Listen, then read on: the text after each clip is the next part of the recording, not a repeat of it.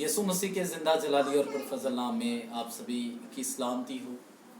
मेरे अजीज़ों, मौत जिससे दुनिया परेशान है, दुनिया खौफज़दा है, और इस मौत की हकीकत का इकरार हर एक शख्स करता है, चाहे वो ईमानदार हो या गैर ईमानदार, लेकिन कोई भी इससे बच नहीं सकता।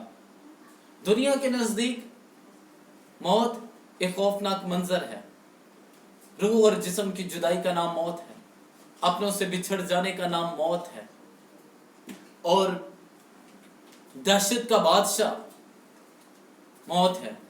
जितनी भी तरह की दहशतें हैं, डर और खौफ है, वो इस मौत के सबब से ही पैदा होता है।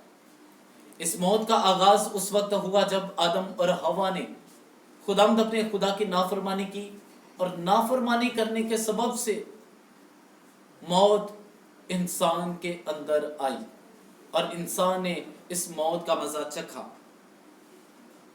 हमारे नजदीक जब कोई हादसा होता है या किसी को, हमारे अजीज को बीमारी लग जाती है, तो हम समझते हैं कि अगर ये बीमारी ना होती, अगर ये हादसा रुनमा ना होता, अगर डॉक्टर्स इलाज अच्छा कर देते, अगर वसाइल अच्छे पास होते, तो शायद ये मौत ना आती, हमारा अजीज बच जाता।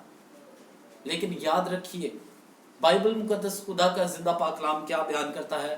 वाइस की किताब के 3 बाब की 2 आयत मुकद्दसा के अंदर बयान है कि मौत का एक वक्त मुकर्रर है।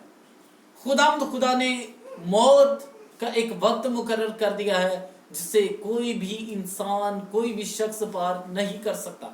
खुदा ने इंसान की हदों को मुकर्रर किया है जिसे कोई भी शख्स चाहते हुए भी पार नहीं कर सकता। और इब्रानियों के खत के 9वें बाब की 27वीं आयत मुकद्दसा बयान करती है कि आदमियों के लिए एक बार मरना जरूर है।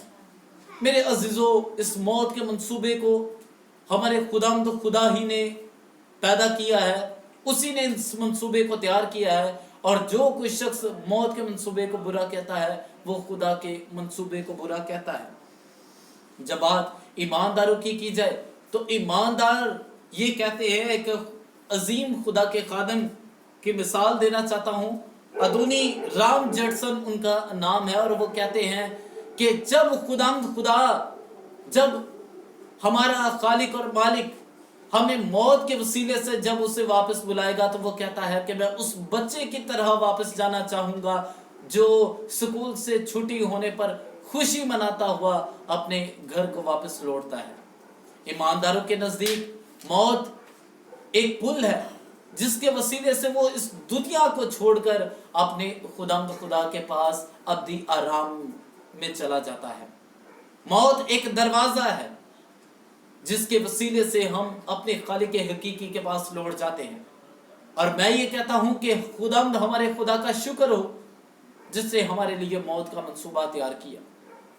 अगर मौत का मंसूबा खुदा तैयार ना करता, तो हम अपने खुदा के पास, अपने उस मकाम में जो हमारे लिए बेहतरीन तैयार किया गया है, जो हमारा हकीकी मकाम है, उस हकीकी मकाम में भी हम वापस ना जा सकते थे अगर मौत का मंसूबा ना होता था।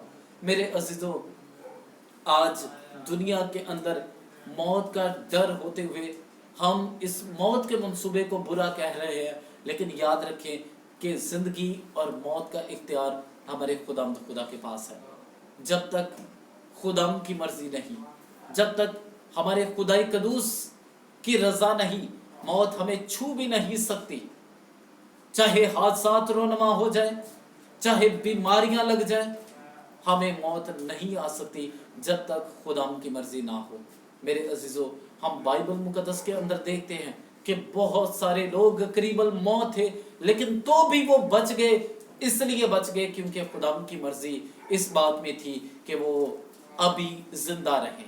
इसलिए जब मौत आए तो खुशी के साथ ईमानदारों की तरह उसे गले लगाने की करें, क्योंकि ये खुदा का मंसूबा है, ये किसी इंसान का मंसूबा बनाया हुआ नहीं है। इसलिए मेरे अजीजों, जिंदगी में इस हकीकत का इनकार ना करें, बल्कि अपनी जिंदगी खुदावंद यीशु मसीह को देते हुए ये कहें कि ऐ मौत तेरी फतह कहाँ रही।